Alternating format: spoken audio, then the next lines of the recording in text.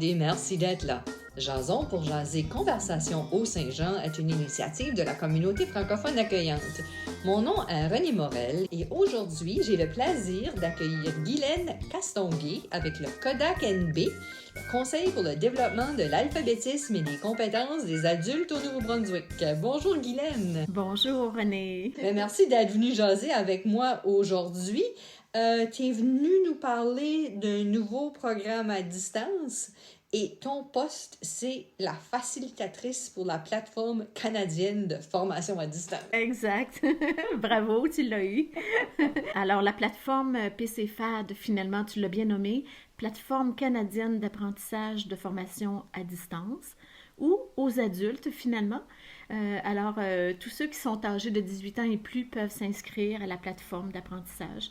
Le but est d'améliorer les connaissances, les compétences essentielles, soit en écriture, en littératie numérique et en mathématiques.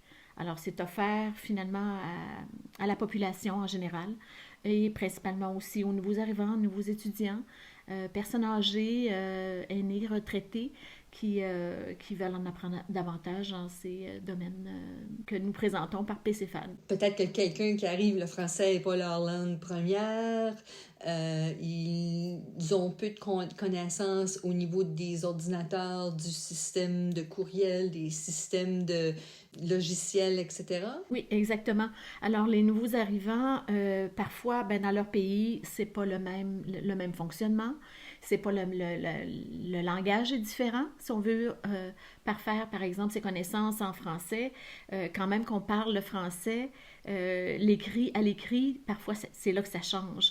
Alors, la plateforme permet cet apprentissage-là. C'est tout simplement en s'inscrivant puis en étant à l'écoute, par exemple, de certains modules, de sujets pour revisiter comme sa grammaire. Si je parle, par exemple, pour le français, là, et avec des tests qui sont envoyés à une formatrice. Alors, ça permet justement à l'écrit d'améliorer son français. Puis, ça peut être aussi une mise à niveau pour les employés, pour un employeur qui voudrait exiger, par exemple, que le français écrit soit amélioré. Alors, et la personne aînée, âgée, ou même, c'est sûr que si on parle des nouveaux arrivants, les ordinateurs, l'apprentissage du langage, comment ça fonctionne, on veut en apprendre plus sur justement la sécurité informatique, les virus, les mots de passe. Alors, c'est un petit peu l'occasion pour eux autres, de façon volontaire aussi. C'est une plateforme qui, justement, ça fait appel à « j'ai de l'intérêt à m'améliorer ». Alors, il n'y a pas de test avec une note, il n'y a pas de test académique à la fin de tout ça.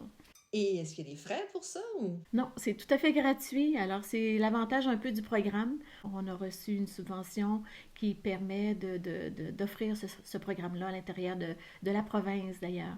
Nous, on le développe d'abord par le fait que je sois présente ici dans le Nord-Ouest. Alors, on le développe beaucoup au Nord-Ouest actuellement, mais je reçois également des appels d'ailleurs aussi. La durée des formations, c'est à son rythme. C'est l'avantage aussi. On peut être à la maison, on peut venir me voir aussi au Centre Maillet. On a un local depuis maintenant un an. Et les gens, s'ils veulent être accompagnés, je les accompagne, je les inscris, je réponds à leurs questions. On a un partage qui se fait également. L'année dernière a été riche en inscriptions. On a été très, très contents de nos objectifs qu'on a pu atteindre. Puis, vraiment, les gens apprécient le service. C'est quoi le pourcentage des personnes immigrantes ou les nouveaux arrivants dans dans vos cours? Et je pense que vous voulez que ça aille à la hausse, hein? C'est ça? Oui, c'est ça. Alors, on travaille étroitement avec le CCNB puis l'Université de Moncton. Entre autres, pour justement être présent, se faire connaître au niveau des étudiants internationaux, parce que pour avoir discuté avec les gens en place, leur taux de réussite lorsque surviennent les examens de fin d'année, la note de passage pour eux, il y a vraiment un besoin à ce niveau-là. Il y a vraiment comme un intérêt aussi pour la plateforme parce que le fait que les étudiants peuvent le faire en ligne et le fait aussi qu'ils le suivent à leur rythme. Ils ont quand même un délai, mais il y a une fluidité. On les accompagne à leur rythme. C'est surtout ça qu'il faut retenir de la plateforme. Je t'ai aussi vu la face la semaine passée à une rencontre du partenariat local en immigration pour le Haut-Saint-Jean. Le Kodak NB est un des membres partenaires. Parle-moi un petit peu de l'importance de la collaboration entre les partenaires en immigration dans la région. C'est très, très important. Il faut qu'on se concerte, qu'on se réfère aussi et c'est des fois du cas par cas. Une personne, c'est déjà ça de plus. Des fois, c'est pas en quantité, mais juste le fait d'informer les gens, on est présent. Chez Kodak, on tient à se faire connaître comme organisme à but non lucratif, avec d'autres programmes également.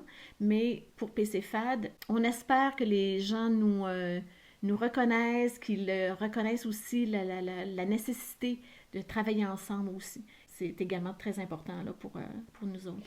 Qui fait quoi, enfin, hein, pour savoir qui fait quoi dans le domaine de l'immigration, qui offre des programmes aux nouveaux arrivants, parce qu'il y a beaucoup d'organismes qui offrent des programmes à la population générale, mais qui ont des programmes spécialisés pour les nouveaux arrivants, les personnes immigrantes, mais aussi c'est quoi exactement les besoins. Parce qu'un organisme peut identifier un besoin et ensuite, par ce niveau de réseautage-là, c'est là qu'on trouve c'est quoi les forces, les faiblesses, les défis, les choses à améliorer, comment on peut travailler ensemble pour le faire. Exactement. Puis, on en parlait justement cet après-midi parce qu'on était dans la région de Grand-Sault et on mentionnait l'importance de se communiquer ce qui se passe pour que les familles brisent l'isolement, viennent à notre rencontre aussi. On vise telle clientèle parce que oui, je parle des nouveaux arrivants étudiants, mais on vise la famille également. On apprend, on s'amuse. Vous le savez, vous êtes partenaire avec nous.